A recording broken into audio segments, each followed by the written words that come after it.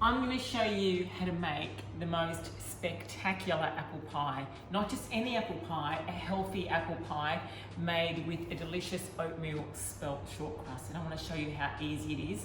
First thing you have to do is cook the apples. I've got some beautiful pink lady apples. What I love about pink ladies is that they hold their shape and they're naturally sweet, so you don't have to add too much sugar or any sweetness to that at all. But I'm going to show you what to do, so pop on over. So what I've got here, I've got some gorgeous, beautiful, delicious pink lady apples that I've got into a pot, and I'm going to be cooking down with a little bit of orange juice. The reason for the orange juice is that it's just going to impart a lovely, beautiful flavour. It's just going to help the apples cook a little bit more, and it's just going to stop that discoloration that can normally happen with apples as well. So we're going to cook this for around about 15 minutes and just till the apples have slightly collapsed. Right, so whilst the apples are cooking, I'm going to show you how to make the most amazing pastry. Now here we've got wholemeal spelt flour. We've also got some oatmeal. So this is oatmeal, this is oats that have been finely ground down into a flour, and I'm putting that into the bowl. I'm also using, you can use a little bit of organic icing sugar or even coconut sugar, but because I don't want my pastry to be too dark, I'm using a lovely organic icing sugar here. And just mix it lightly using your hands. Now into this, I've got some beautiful butter that it's slightly salted. A lot of people use unsalted butter, but I like the slightly salted butter. It adds a lovely, beautiful taste to the whole pastry. So if you want to go vegan or plant-based, you can also use a lovely olive oil or macadamia nut oil. But I love butter in my pastry, and I love butter in my apple pie. And my husband's English, so he's a big apple pie fanatic. So what you do is gently rub the butter into the lovely spelt flour and into the oats as well. And this would normally take around 5 minutes.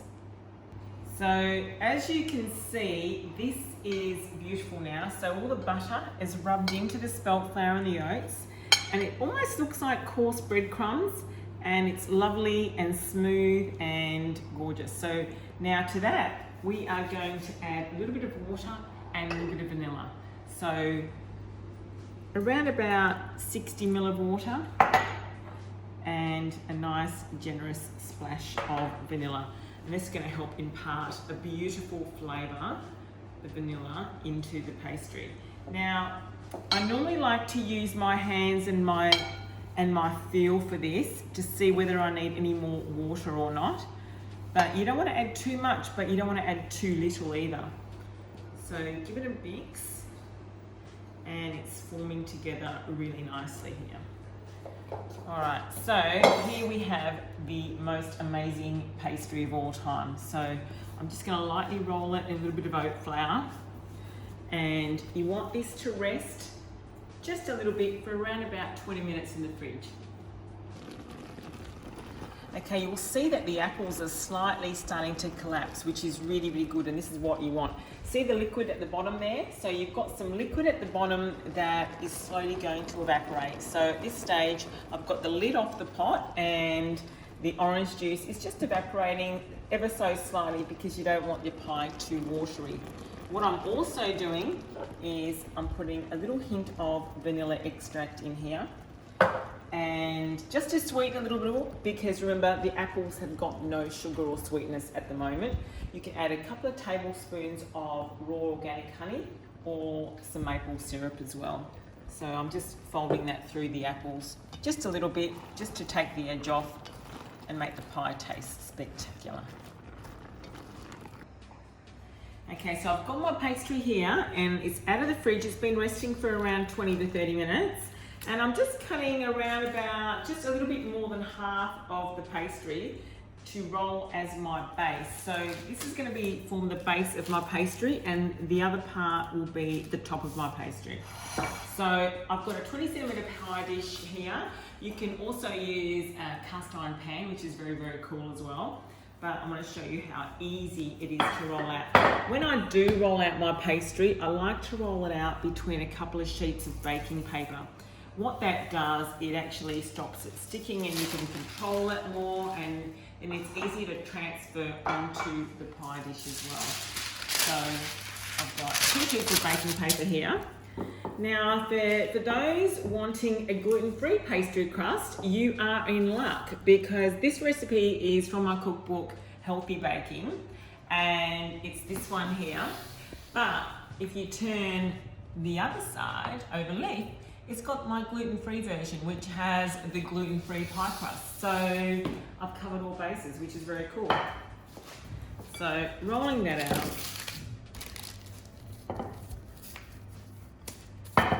You don't want it too thin, but you don't want it too thick either.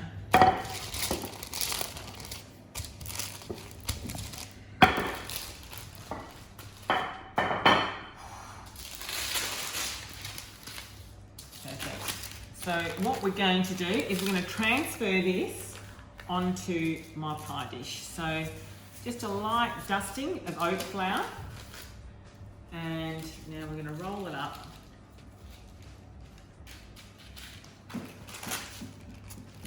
Just lightly onto my rolling pin, and here we go.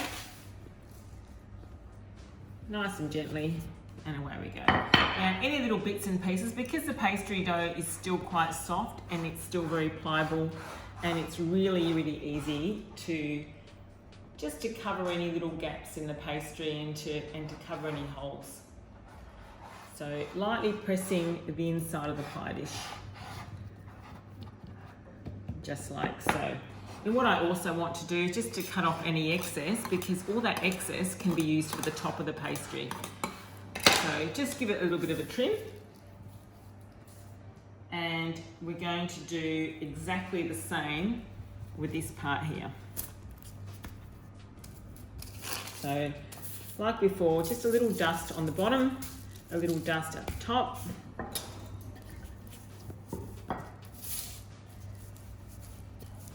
Nice and easy. Now, if you want to turn it around just that little bit as well, 2 sheets of baking paper, turn it around, and that way the underside can prevent sticking as well. Beautiful. I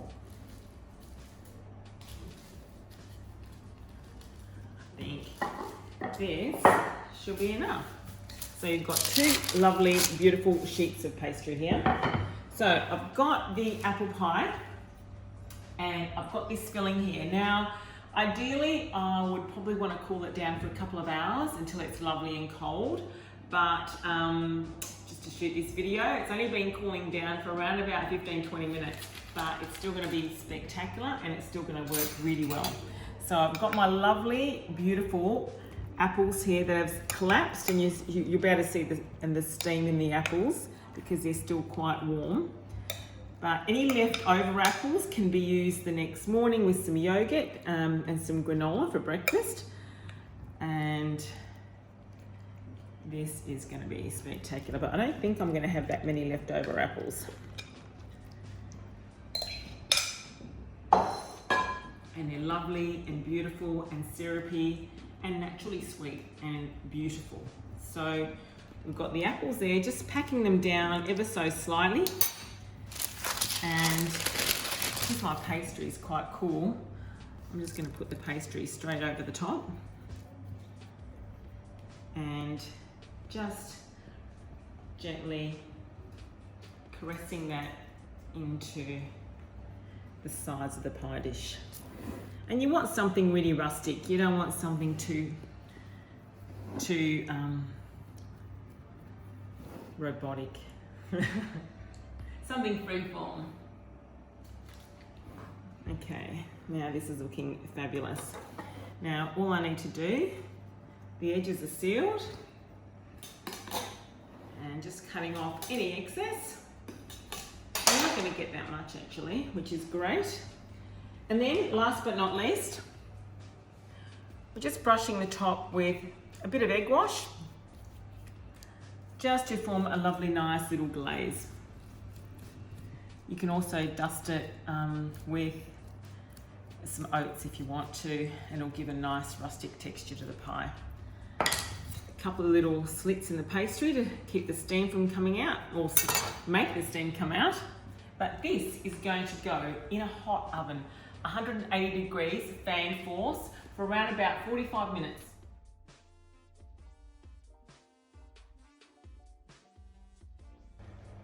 Okay, oh my God, check this out. How wonderful does this look? A few more extra bits of pastry in there. All the lovely, beautiful, gorgeous apples. And a nice, generous scoop of vanilla ice cream on the side.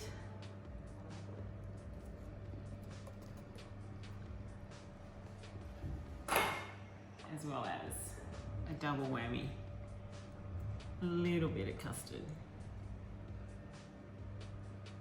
That's still quite warm. And there you have it, beautiful homemade apple pie from my Healthy Baking Cookbook with a gorgeous spelt short crust. Enjoy, guys.